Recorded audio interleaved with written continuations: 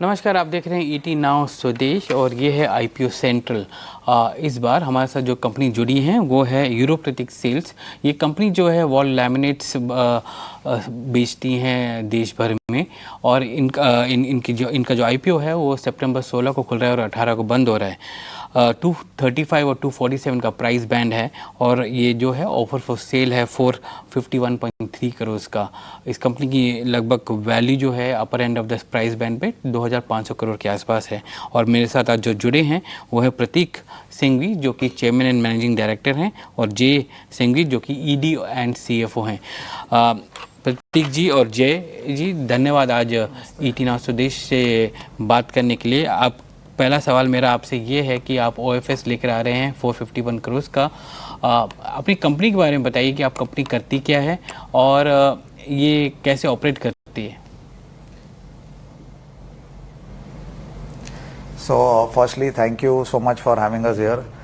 हमारा जो प्रोडक्ट है we are into wall panel, जो वॉल्स पे लगता है।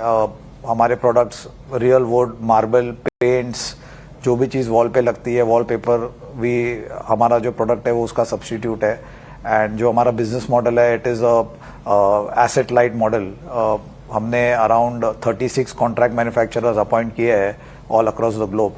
एंड हम इंडिया के हिसाब से प्रोडक्ट की डिज़ाइन करते हैं, उसकी R&D करते हैं, डेवलपमेंट करते हैं, keeping the Indian taste in mind.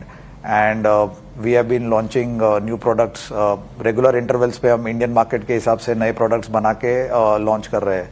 So every year last 4 years हमने 113 कैटलॉग्स लॉन्च किए हैं। सो एक कैटलॉग में एवरेज 40 to 50 डिज़ाइंस होता है। सो ऑन एन एवरेज हम एवरी ईयर इंडिया के लिए 1000 से 1100 डिज़ाइंस हम इंडियन मार्केट के टेस्ट के हिसाब से उसको लॉन्च करते हैं। जी प्रतीक जी, ये भी बताइए कि जो आपने बोला कि कॉन्ट्रैक्ट मैन्युफैक्चरिंग करते हैं, तो आप ये कह रहे हैं कि हम इंडिया में नहीं कुछ मैन्युफैक्चर करते हैं, जो भी है हमारे सप्लायर्स देश के बाहर हैं और हम उनको डिज़ाइंस देते हैं और वो बना के हमको बेचते हैं, जो हम अपने डिस्ट्रीब्यूटर्स के थ्रू हम देश भर में बेचते हैं।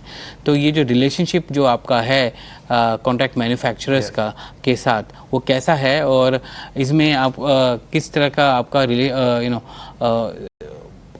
आइडिया या बिजनेस रिलेशनशिप जो आप बनाते हैं उनके साथ, वो कैसे होता है?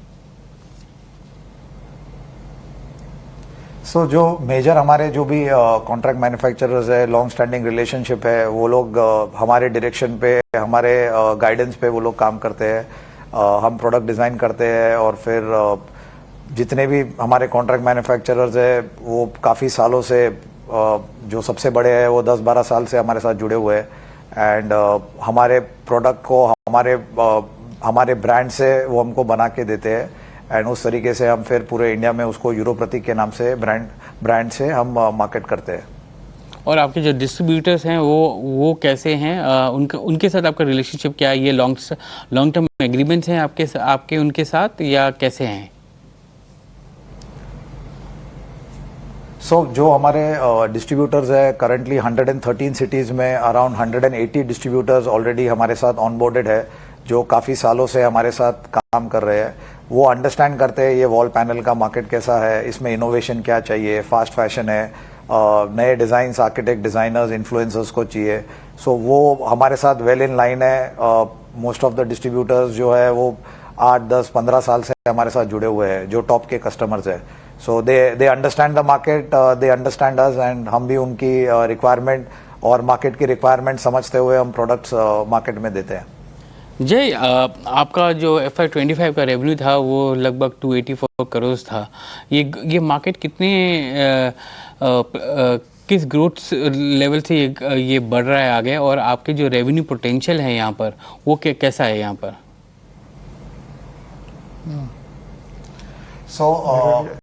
ये जो मार्केट है वो अराउंड 16 to 18% से ग्रो हो रहा है। ऑल्सो लॉट ऑफ जो अनऑर्गेनाइज्ड है वो ऑर्गेनाइज में शिफ्ट हो रहा है। सो पोटेंशियल ह्यूज है। एंड वॉल्स, हर घर में वॉल्स है, हर कमर्शियल में वॉल्स है। सो हमारा मार्केट साइज तो बढ़ ही रहा है। सो होपफुली जैसे प्रोडक्ट की अवेयरनेस बढ़ रही है, मार्केट रीच बढ़ रहा है, अंडरस्टैंडिंग बढ़ रही है, इनर्ट जो बेनिफिट्स है प्रोडक्ट के, most of the products are borer, termite, water, resistant 100%, 96% recyclable. So green product है, तो आने वाले टाइम में हमको लग रहा है इसका मार्केट काफ़ी एक्सपैंड होगा. जय 35% का आपका एबिटा है यहाँ पर. ये इस बिजनेस में ये क्या नॉर्मलाइज एबिटा है, या यहाँ पर हम देख सकते हैं कि आप 35 से ऊपर भी जा सकते हैं मार्जिन्स के, जहाँ तक मार्जिन्स की बात है? नहीं, हमारा जनरली इबिटा यही रेंज में होगा, बिटवीन 35 to 40 के बीच में हम लोग का टारगेट रहता है. हमारी कंपनी में इंटरेस्ट नहीं है, डेप्रिसिएशन नहीं है. सो हम लोग जनरली ग्रॉस प्रॉफिट और मार्जिन हमारा जनरल हम लोग 35 to 45 के बीच में ही रखते हैं. और हम लोग का है कि हम उस पर ही फोकस करके वैसे ही एक्सपांड करेंगे बिजनेस को.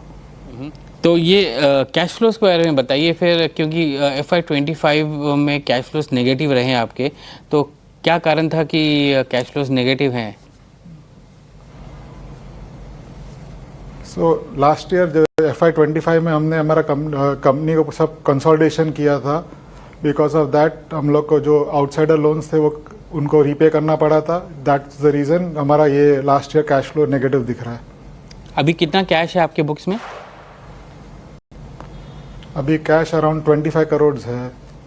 और जिस तरह से आप करते हैं कि आप कॉन्ट्रैक्ट मैन्युफैक्चरर से खरीदते हैं और फिर यहाँ पर डिस्ट्रीब्यूटर्स को बेचते हैं, तो वर्किंग कैपिटल रिक्वायरमेंट क्या है आपकी?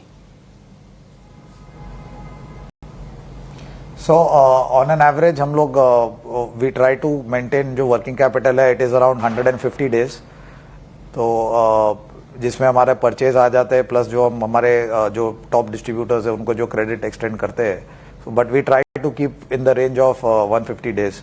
Also in spite of this हमारा ROC return on capital employed is quite healthy. तो मुझे अगला मेरा सवाल ये था आपसे कि जो आपका ट्रेड रिसीवेबल है वो भी काफ़ी बड़ा है लास्ट एक साल में. वो अभी क्या आगे जाके वो नॉर्मलाइज हो जाएगा, या बिकॉज आपने कहा कि कंसोलिडेशन आपने किया ग्रुप कंपनीज को और वहाँ पर डेट भी था, तो वो सब कंसोलिडेशन की वजह से ये जो इंक्रीज़ हुआ है उसकी वजह से है. बट आगे जाते हुए आपके ट्रेड रिसीवेबल्स की जो ग्रोथ है या जितना बढ़ रहा है वो क्या घटेगा यहाँ से? सो जैसे मैंने आपको समझाया, अराउंड 150 डेज का वर्किंग कैपिटल साइकिल हम रखना चाहते हैं. And company is comfortable with this scenario, because हमारे पास 3000 डिज़ाइंस है, तो सबका इन्वेंट्री हमको रखना ज़रूरी है. बिकॉज कहीं भी इंडिया से कोई भी डिज़ाइन का ऑर्डर कभी भी आ जाता है.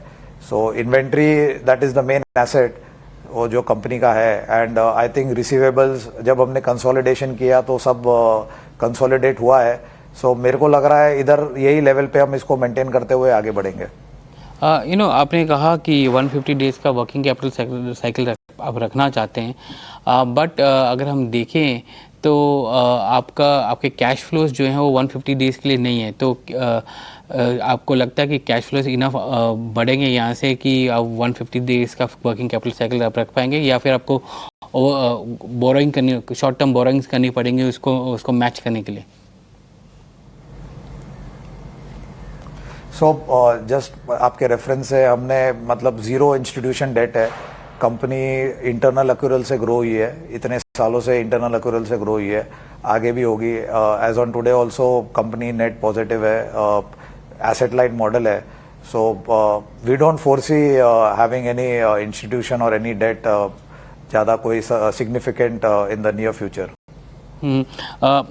आपका जो डिस्ट्रीब्यूशन प्लेटफॉर्म है या वेयर हाउसेस हैं वो कहाँ कहाँ हैं देश भर में? क्योंकि आपका एसेट लाइट मॉडल के थ्रू आप बाहर से लेते हैं और फिर इसको डिस्ट्रीब्यूट करते हैं, तो कहाँ कहाँ हैं वो? सो हमारा मेजर जो वेयर हाउस है वो बॉम्बे के पास भिवंडी में है, which is around 1,90,000 square feet. उसके अलावा हमारे छोटे वेयर हाउसेज है दिल्ली में, जोधपुर में, हैदराबाद में, बट जो और बैंगलोर में. बट मेजर जो चंक है वो हमारा भिवंडी में है, क्लोज टू बॉम्बे. भिवंडी में ही तो आपकी वेयर हाउस में आग लगी थी, जहाँ पर कुछ लॉसेस भी हुए थे, आपके RHP में लिखा हुआ है. तो उसका इम्पैक्ट क्या होगा आपके फर्स्ट क्वार्टर के नंबर्स पे? Right. So the first quarter में जो बिकॉज ऑफ द फायर हमको एक तो हमने जो जीएसटी क्रेडिट लिया था वो हमको गवर्नमेंट को रीपे करना पड़ा, that was around 6.5 crore, plus हमारा 5% डिडक्टेबल था इंश्योरेंस में, वो अराउंड 1.5 करोड़ होगा। एंड हमारा 2 महीना बिजनेस भी अफेक्टेड था मई जून में, उसके वजह से अराउंड 7 to 8 करोड़ का इम्पैक्ट आएगा। बट स्टिल हमने फर्स्ट क्वार्टर भी प्रॉफिट दिखाया और हम ये ईयर का हमारा टारगेट है कि वी विल बी अचीविंग जो लास्ट ईयर से हायर करेंगे। मेरा आखिरी सवाल जो आपसे ये है कि ये बिज़नेस कितना कॉम्पिटिटिव है? आपने बोला कि यहाँ पर अनऑर्गेनाइज प्लेयर्स भी काफ़ी हैं और आपका जो शेयर है वो लगभग 16% के आसपास आपने बोला, तो ये कितना कॉम्पिटिटिव बिज़नेस है और यहाँ पर एंट्री बैरियर्स कैसी हैं यहाँ पर? बिजनेस में कंपटीशन तो है, बट जो हमारा आगे रहना, generally we are ahead of the curve, उसका मेन रीजन है हमारा डेवलपमेंट R&D जो हम कर रहे हैं। सो कंपटीशन बढ़ने के बाद भी कंपनी ने लास्ट 6-7 साल में ट्रिमेंडस ग्रोथ की है। इनफैक्ट हमारे मार्जिन आप देखिए, इट हैज गॉन अप, मतलब 30% से 40, 42, 44% तक हम लोग जीपी को लेकर गए, बिकॉज मार्केट बेस बढ़ रहा है, प्रोडक्ट का डिमांड बढ़ रहा है। सो रीजनल, ऑर्गेनाइज, अनऑर्गेनाइज्ड, फ्रैगमेंटेड वो तो है, but being one of the leader in this segment, हमको लग रहा है कि पोटेंशियल इस सेगमेंट का बहुत अच्छा है आने वाले टाइम में, और धीरे धीरे अनऑर्गेनाइज्ड भी ऑर्गेनाइज्ड की तरफ बढ़ेगा, ये हमारा बिलीफ है। प्रतीक जी और जय जी, धन्यवाद आज हमसे बात करने के लिए, और आप ET नाउ स्वदेश में आए। आपका IPO जो है सितंबर 16 को खुल रहा है और 18 को बंद हो रहा है। 235 और 247 का प्राइस बैंड है और आपकी कंपनी की वैल्यू जो है वो 2500 करोड़ की है। ये OFS है, तो ये पैसा जो है कंपनी को नहीं जाता, प्रमोटर्स को जाता है, ये सेलिंग शेयर होल्डर्स को जाता है ये पैसा। तो ये टोटल OFS इशू है ऑफ 451.3 करोड़ का। तो ये IPO मैंने जैसे आपको बताया लगभग 18% इक्विटी है जो IPO के थ्रू आ रही है, और इन कंपनी की वैल्यू जो है लगभग 2500 करोड़ की है upper end of the price band में। धन्यवाद आज हमसे बात करने के लिए और ET नाउ स्वदेश में आने के लिए। धन्यवाद। Thank you.